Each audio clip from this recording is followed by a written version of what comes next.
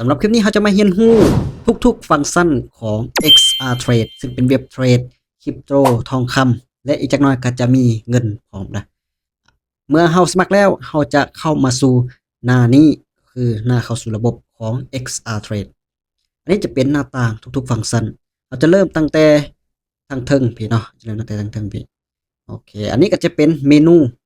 นี่จะเป็นเหรียญที่ว่าเราสามารถเลือกเทรดได้คลิกเข้าไปเบิ่งนี่จำนวนเหรียญนี่จำนวนหลายเลยเราสามารถเลือกเทรดได้จะเลือกเหรียญใดก็ได้ว่าจะเป็น BTC Ethereum BNB Solana และก็ SUI XRP.coin TRX ทองคำนะอีกจักหน่อยก็จะมีเหรียญเงินมาพร้อมเหรียญอื่นๆนะนี่เนาะมันจะเป็นเหรียญที่เราสามารถเทรดได้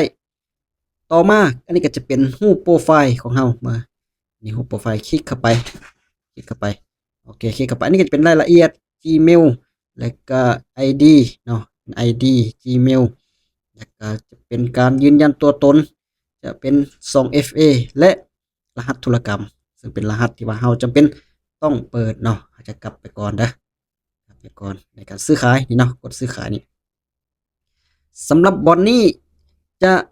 มีบัญชีเนาะบัญชีคลิกเข้ามาวันนี้เลยนี่จะเป็นบัญชีจริงและบัญชีทดลองให้เราสามารถฝึกซ้อมเรียนรู้ได้คลิกเข้าไปบัญชีทดลองไปก่อนสำหรับมือใหม่ก็แนะนำให้ใส่บัญชีทดลองในการเรียนเทรดก่อนเนาะก็เรียนเทรดก่อนเพราะว่าให้รู้ว่าแท่งเทียนขึ้นเป็นจังไดท่องเทียนลงเป็นแนวใดให้ใส่เงินทดลองในการเรียนเทรดจะบ่มีได้มีเสียและวันนี้ก็จะเป็นการแจ้งเตือนเนาะจุดสำคัญที่สุดก็คือแท่งเทียนแท่งเทียนอันนี้จะเป็นแท่งเทียนสีเขียวก็หมายถึงแห่งซื้อหรือว่าราคาของ Bitcoin นี่เนาะราคาของ Bitcoin ซึ่งราคาอยู่ทางข้างนี้ถ้าราคานี้ขึ้นไปแสดงว่าแท่งเทียนนี้แสดงเป็นสีเขียวถ้าราคานี้ลงมาแท่งเทียนนี้แสดงเป็นสีแดงเนาะแล้วก็อันนี้ก็จะเป็นซื้อ BTC แล้วก็เทรดใส่ USDT เทรดเนาะภายในเวลา30วินาที30วินาที XR Trade เนาะนี่จะเป็นอินดิเคเตอร์เนาะนี่คืออินดิเคเตอร์ Super Trend จะเป็นอินดิเคเตอร์ตัวนี้อินดิเคเตอร์และ Real Fractal นี่ก็จะเป็นลูกศรตัวนี้เนาะและมีหลายๆอินดิเคเตอร์เราสามารถเลือกเอา UFX นี่คลิกเข้ามานะมีหลายอินดิเคเตอร์เราสามารถเลือกได้ว่าเราจะเลือกอินดิเคเตอร์หรือว่าเครื่องมือช่วยในการเทรดเนาะแต่ว่าเราบ่ใส่ก็คลิกออกและสำหรับวันนี้ก็จะเป็นฟันเฟืองในการตั้งค่าเนาะในการตั้งค่าสามารถตั้งค่าแท่งเทียนตั้งค่าสีอย่างใดเนาะแล้วก็จะเป็นการแคปรูปจะแคปก็ได้บ่แคปก็ได้สำคัญตัวนี้เนาะแล้วก็ข้างๆนี้ก็จะเป็นเกี่ยวกับเครื่องมือในการจะวาดเส้นซื้อ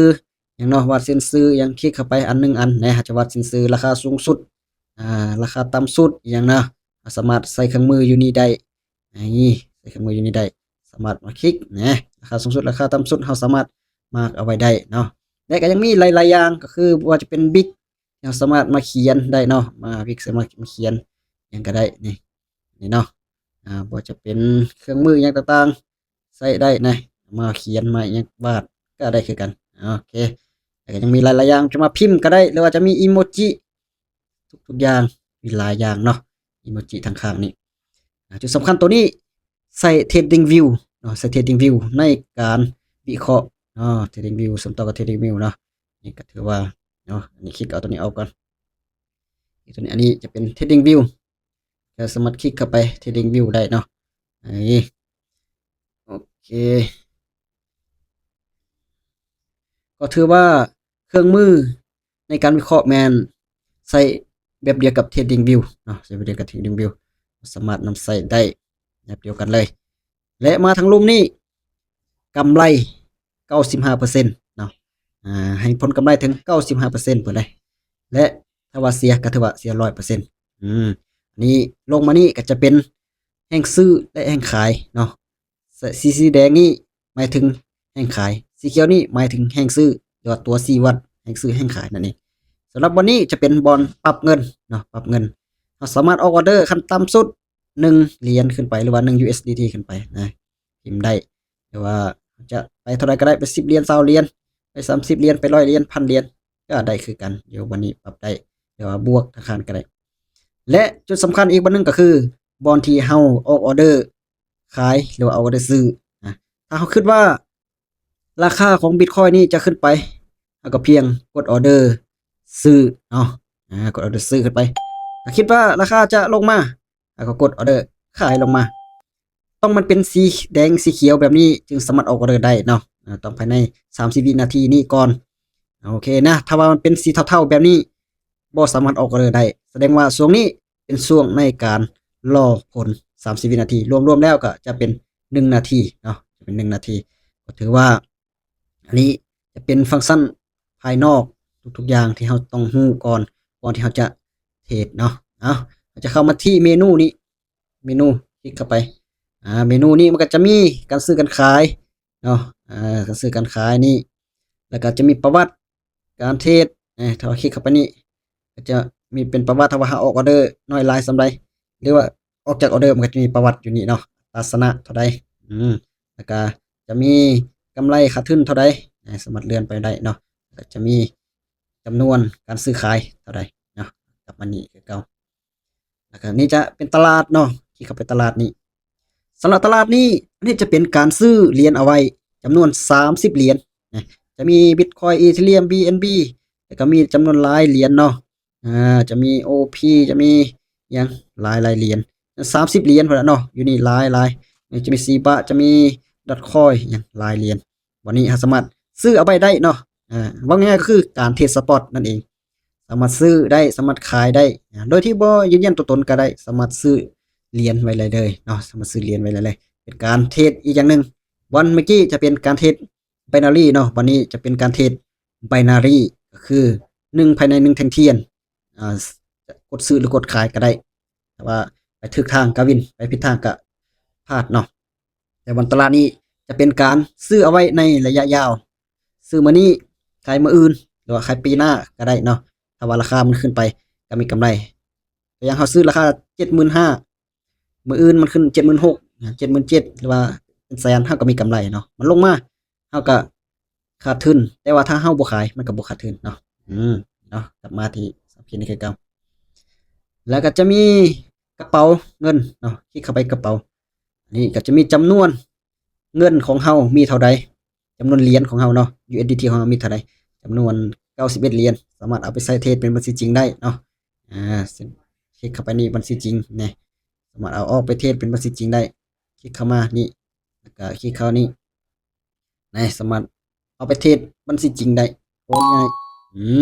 ตอนนี้ถือว่าสามารถใช้บัญชีจริงในการเทรดแล้วอันนี้ก็เป็นประวัติในการถอนเนาะประวัติในการถอนประวัติในการเติมนะลงมานี่การเติมการถอนเติมเท่าไรถอนเท่าไรก็จะอยู่นี่เนาะนี่ก็จะเป็นการถอนเติมเหรียญแม่นสามารถเติมผ่าน ID ตัวนี้หรือว่าผ่าน QR code เนาะ QR code หรือผ่าน ID หรือว่าผ่าน QR code ก็ได้ถ้าเติมภายในหรือว่าเติมภายนอกแม่น QR code หรือ ID ตัวนี้เนาะจะมีที่อยู่กระเป๋าหรือว่า QR code ตัวนี้ก็ได้คือกันมีหลายเส้นให้เลือกเนาะจะมีเส้น BB Sound และเส้น Polygon เนาะ Polygon นี่โอเคไปไวๆเลยเนาะคลิกมานี้อีกแล้วก็จะมีการตั้งค่าโปรไฟล์ก็บันเดียวกันเนาะโปรไฟล์พันธมิตรเนาะพันธมิตรตัวนี้พันธมิตรนี่จะเป็นการเปิด VIP ซึ่งเราเปิด VIP แล้วเราจะมีลิงก์ของเราเองเราสามารถส่งลิงก์ให้เขาสมัครได้เนาะให้คนอื่นสมัครแล้วเราจะได้รับค่าคอมมิชชั่นรวม 2.2% ค่าสมัครก็เพียงแต่9เหรียญก่อนเราจะเป็น VIP แนะนำให้ยืนยันตัวตนนะยืนยันตัวตนก่อนเปิด VIP ใส่แต่9เหรียญเท่านั้นสามารถสร้างได้รับได้ทั้งค่า VIP เนาะเข้าไปแล้วก็จะมีกองของขวัญอันนี้ก็จะมีเช็คอินประจำวันก็จะได้น้อยนึงนะภายใน7วันมันก็จะให้ประมาณ0.00ปลายเนาะก็จะมีอันนี้กองของขวัญเช็คอิน7วันแล้วก็จะมีชนะ5ออเดอร์ที่ออกออเดอร์10เหรียญขึ้นไปชนะ5ออเดอร์ติดภายใน1นาทีเนาะโอเคแล้วก็มีโบนัสนักเทรดก็จะมีการเทรดไลฟ์นี่เนาะก็จะสุ่มแจกให้เนาะนี่จะเป็นของขวัญมีหลายอย่างแล้วจะมีการตั้งค่านี่ก็จะมีภาษาสามารถเลือกภาษาได้เนาะสามารถใส่ภาษาหยังก็ได้มีหลายอย่างเลยก็จะมีเปิดเสียงการแจ้งเตือนยังปิดเปิดก็ได้เนาะก็จะมีโหมดสีดำโหมดสีขาวโหมดสีขาวก็ได้นะหรือว่าโหมดสีดำก็ได้สามารถเปลี่ยนโหมดได้เนาะไปแล้วก็คลิกเข้ามาเติมก็ออกจากระบบก็ถือว่า ครบเนาะทุกๆฟังก์ชันของ XRTrade อันนี้ก็จะเป็นความรู้พื้นฐานที่เราต้องรู้ทุกๆฟังก์ชันก่อนที่ว่าเราจะเทรดเด้อ